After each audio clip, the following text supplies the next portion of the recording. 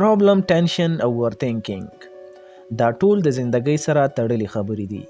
چې ژوند وي، زندګي وي، نو دا هر څه به ضرور وي. خو زه نن تاسو سره یو داسې شارټ سټوري شیر کوم چې په دې سره زموږ په زندګۍ کې چې کوم واړه مسایل دي هغه ټول به بالکل ختم شي.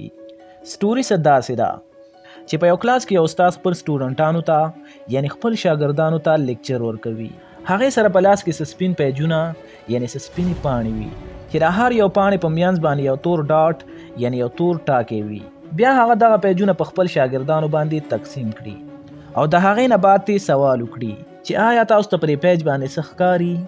نو ټول جواب ورکړي چې آو د پیج په میانځ باندې یو تور ټاکې دی. دغه رنګ بیا هغه دوباره تپوس وکړي چې آیا تاسو ته پرې پیج باندې څه ښکاري؟ نو ټولو هم دغه یو جواب وي چې آو د پیج په میانځ باندې یو تور ډاټ یعنی یو تور ټاکې دی. تقریبا هغه دغه تپوس یو لس ځلې وکړي او د ټولو شاګردانو دغه یو جواب وي چې د پیج په میانځ باندې یو تور ډاټ یعنی یو تور ټاکې دی. نو د دې نه بعد بیا استاد خپلو شاګردانو ته جواب ورکړي چې ستاسو د ټولو نظر په دې تور ډاټ باندې ولې دی؟ آیا تاسو ته د دې تور ډاټ نه علاوه دغه سپین غټ پیج نه ښکاري؟ نو د دغه شارټ کهانۍ مطلب موږ سره دا دی چې زموږ د زندګۍ مثال هم د دغه پیج رنګ دی. زموږ نظر همیشه په خپلو وړو مسایلو باندې وي. خو الله پاک چې موږ ته کومه ښکلې زندګي را کړې ده او په موږ باندې کوم انعامات کړي دي موږ د هغې باره کې کله هم فکر ونه کړو.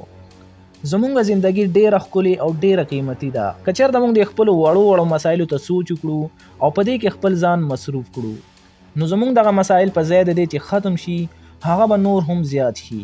نو موږ ته پکار دی چې خپل دغه واړه مسایل اګنور کړو او د خپل رب ډیر زیات شکر ادا کړو. موږ ته پکار دی چې خپل هم خوشاله ژوند وکړو او نور هم خپل ژوند ته پرېږدو.